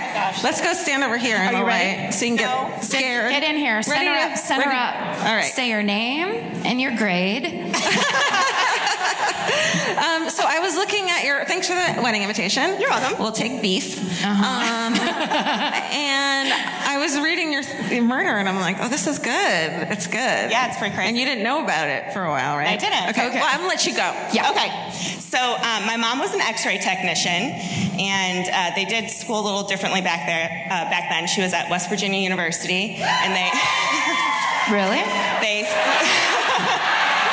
they threw her into practicals right away, and this was like 1970, I believe. And there were 2 freshman girls that had gone missing a few weeks earlier. They didn't have like a transportation system at WVU and to Morgantown, so hitchhiking was common. Mm-hmm. And the girls had gone in to see Oliver, I believe, and then they disappeared. The musical? Yes. Okay. I thought we were supposed to know who he was. A specific person, okay. yes. Okay. And my mom had switched on-call shifts with someone for that night. And so she was just in the on-call room, and she got paged to the morgue. And she hadn't ever been to the morgue. This was her first time. She was like, this is weird. I don't know what I'm doing. She grabbed the portable X-ray machine, went down there, and there were a bunch of cops. And they told her that they had found those girls and that they needed to, the bodies were pretty decomposed, so they wanted her to x-ray for bullets. So she got in there and kind of like pulled back the sheet, and they had no heads. So I mean, we knew it was going to be bad, but yeah. No one had warned her, so she was freaking out, but she finished her job. And then decided she was going to quit school, but she didn't. she had a couple drinks after that, I think. Sure. Yeah. Well, she had to finish her on-call shift, so she was kind of stuck there. So she can you imagine going back to paperwork? Yeah. No. So the story gets weirder because they'd been looking to figure out what had happened to the girls, and they got an anonymous letter that directed them to the bodies, and that's how they actually found them. And so they tried to trace back where the letter came from, and it led them to a religious cult here in Maryland. Who had said that they held seances, which then told them who the murderers, gave them descriptions of the murderers, and told them where the bodies were. Yeah. So they had sent them the police another letter too before they had talked to them that told them where to find the heads, but they never found the heads. So that's weird. Then the police looked into this cult and they cleared them all of any linkage to the murders. Even though they knew where the bodies were? Yeah, I don't know. No. She's really mad at you. I am. I still think they had something to do with it. They never found the killer? Well, then there was a guy who was in jail for something else. I think he had raped an underage girl. And he confessed to the murders. Wow. But it was like a jailhouse confession, and a lot of stuff didn't add up. And he gave like a very elaborate story about picking them up and then chopping their heads off with his brother's machete, because people just have machetes. Right. And but was his brother from the jungle?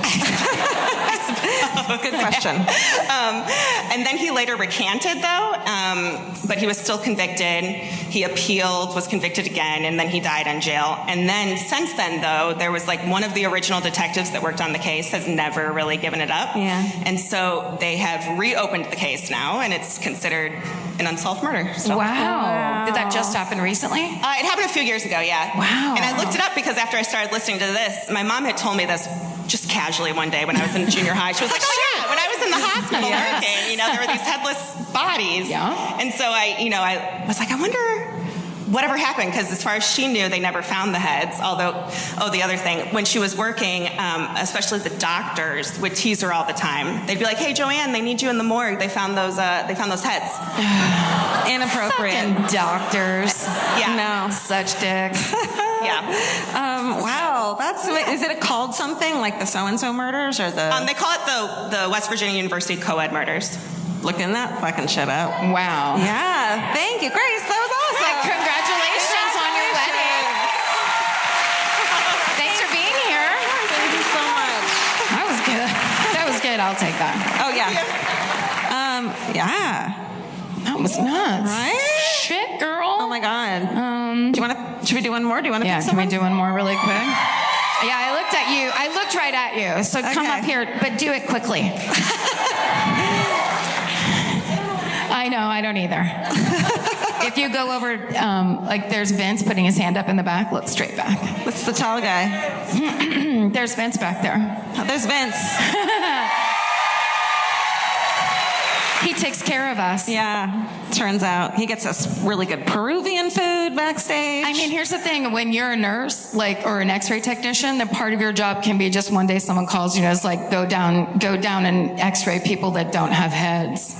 They don't even add that part in, but they don't have heads. They don't have to tell you, hi, what's your name?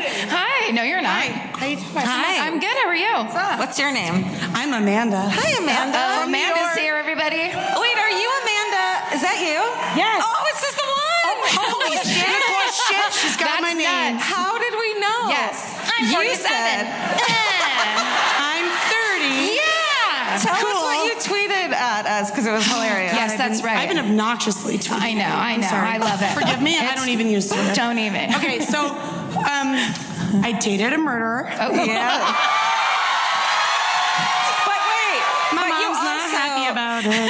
You also said, I'm going to wait to get blackout drunk till after your show. So pick my murder. This is a real life story. I love it. I know you want me to be. I'm so sorry. No, you're fine. Wait, I have to tell something really quickly. I told Georgia, there's this girl who just made the funniest joke on Twitter. And then she's like, yeah, but we just got this wedding invitation. And she's like, ooh, this is a good one. So then we do that. Then we're like, we have another minute. I don't know it's you. I'm psychic is what I'm saying. What are the Did you see that? Okay, You're so good. You're so good. Thank you. No, see that girl right there? That's my best friend. She just graduated college to be an RN like your mom. Nice. Oh my God. She's a badass single mom. Congratulations. Her son, this is going to be like downer than an upper real fast. Her son had cancer, kicked cancer's ass. Oh my God. Yes. Don't try to make me cry. Day weekend. I'm sorry. Okay, tell your story. Sorry. Okay, so this is anyone here from New York? Oh my God. Yeah, girl. Okay, so you're both going to make fun of me for this, but we bartend at an Outback Steakhouse. Nice. Yes. We're not making fun of that shit. They're great. We love that place. So, I was also like a raging alcoholic around 18 to 21, and this guy who owned a Quiznos thought it was cool at the time, wanted to hang out with me. So we went to a waterfront bar, drove myself and my cousin home, and I was like, this guy's slightly creepy. Yeah. And wasn't enjoying it.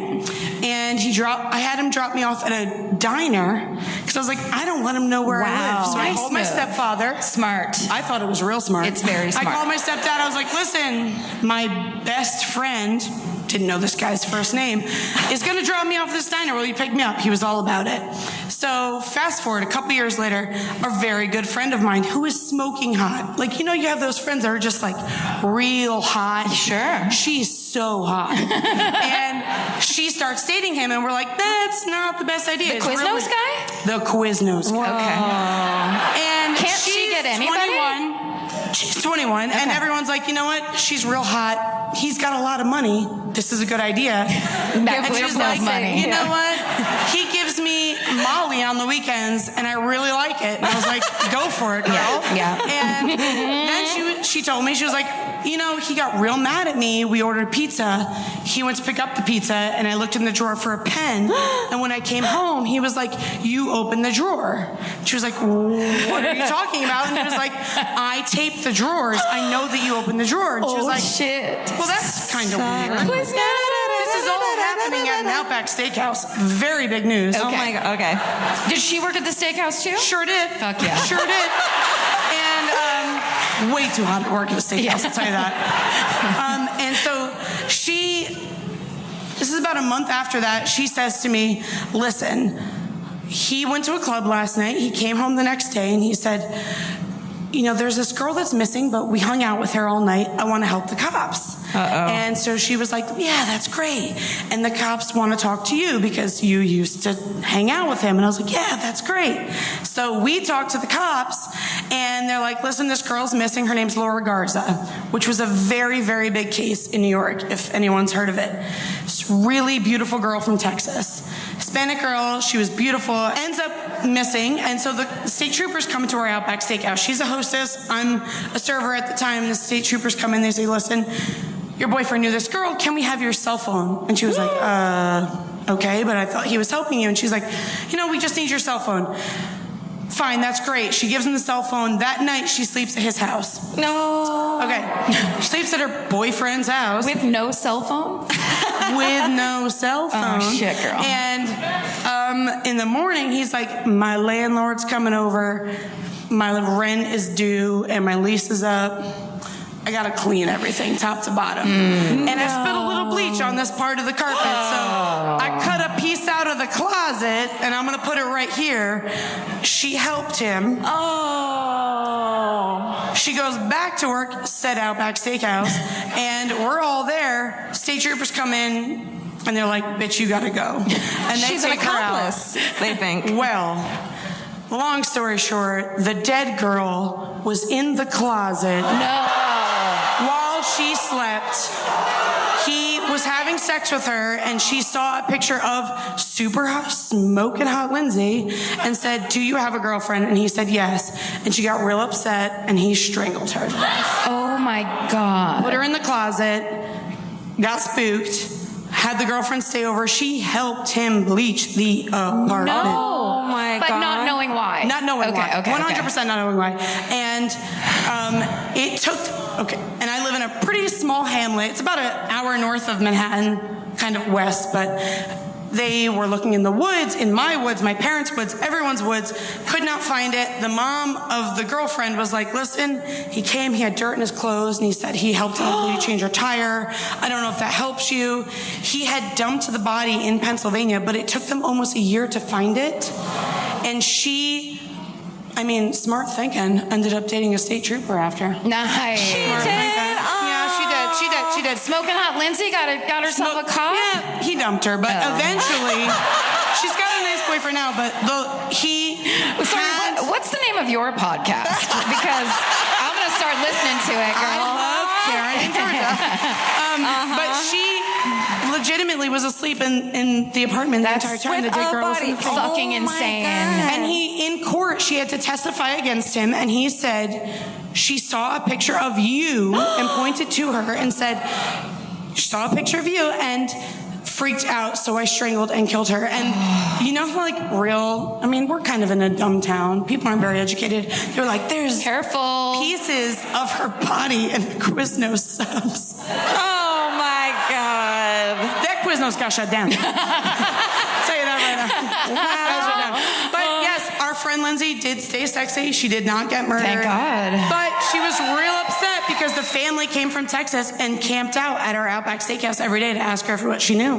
Wow. Real ox sauce. That's a lot. I feel real cool touching this table. Magic happens. Amanda, right? Yes, Karen. Amanda, that was the best hometown murder I think we've ever had. I'm sorry. Yeah. Lauren. That's the badass nurse mom. Grace, you were amazing. Yeah, Amanda, thanks. Yeah. That was great. You're hilarious. Thank you. Amazing. Thank you so much. Thank you. Dogs and cats. I don't want to take this from her. We'll see you later. Should we just let her take this? Yeah, exactly. She just keeps talking. Anyway, the other thing that happened at Outback Steakhouse, and a lot of crazy shit happens there, let me tell you. She was fucking good. She's like... I could learn something. Here's the thing that's really irritating. Like, when I started stand-up comedy in 1990, not that many people did it, and very few people were funny, and not that many people were good at it. And now everybody's hilarious, and everyone's good at performing. And it's like the most fun thing in the world, but it took me forever to get like to Amanda's level, and it really pisses me off. It really pisses me off. I am 100% not there yet. Like, not even.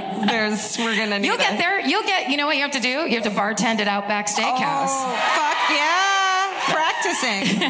I'm gonna take her class. Okay, we're back. Georgia, do you want to give some updates on these hometowns? Well, there's no updates for the West Virginia co-ed murders. Sadly, that case remains unsolved. However, Michael Maley was sentenced to 23 years in prison. And that wraps it up. So this episode was originally titled Live at Ram's Head Live. Oh, wait a second. Here's the thing. It's called Ram's Head Live, the actual place. That's what it is. So we're just making the joke of Live at Ram's Head Live. I love it. I did not get that. I was like, I love it. I know. I just realized that. But if we were naming it today... I don't want to change it, but we could name it No Couth on a Plane about me. I have gotten better about being on planes and not looking like a total fucking, Victorian child who lives on the street, but not much. But I mean, why? Also, this is such an amazing line, Georgia. Georgia said... Why did I say that? Okay. It's the Trouble theme song. And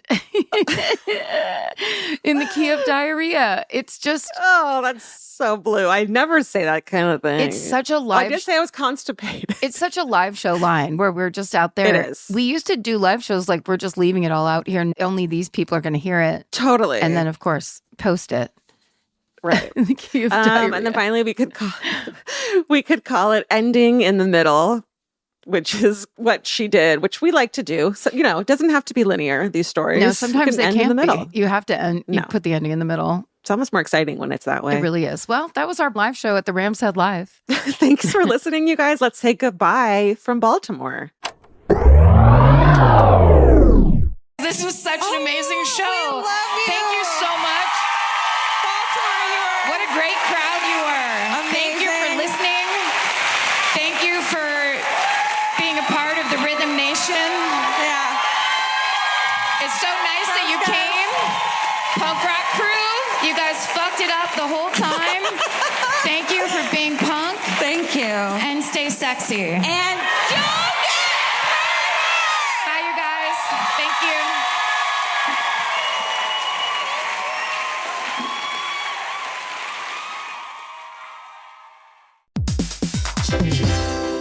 Hey everybody, here's the thing about other home security systems. They're all designed for after the window breaks, after someone's inside, after you get the notification, after the police come. SimpliSafe is the first system designed for before, stopping a break-in before it even begins. That's right. Unlike traditional security systems that only alert you after a break-in is already underway, SimpliSafe is designed to help prevent the crime before it starts. Their cameras can detect suspicious activity at the perimeter and alert live U.S.-based agents. Then SimpliSafe's agents assess the threat, intervene, speak through the camera to scare off the intruders, and call for 911 dispatch. That's right, and SimpliSafe has been protecting your world for 20 years, everybody. So celebrate their anniversary and save 60% on your new SimpliSafe system at simplisafe.com/stuff. That's 60% off, you guys, at simplisafe.com/stuff. Plus, when you order, write in our show name and the How Did You Hear About Us survey to let them know that we sent you.